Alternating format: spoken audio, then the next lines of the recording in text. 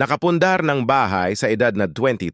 Paano ko ito nagawa? Iniba ko lang ang aking mindset at nagpursigi. Natulungan ako ng mga libro na sikat sa TikTok at naging successful sa edad na 23.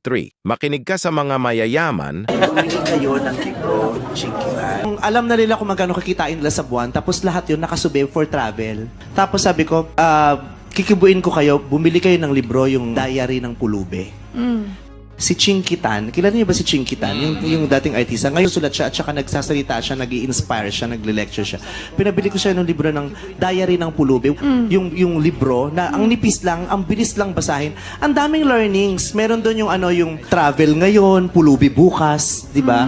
Maraming shopping ngayon, pulubi bukas. Ang dami kasing may ganyang problema at nagiging sakit 'yun yung bisyo. Good news sa mga taong o-order po ng Diary of Pulube. Buy one, take one po tayo. Pag umorder po kayo nito, bibigyan pa kita ng My Ipon Diary for free. Yes!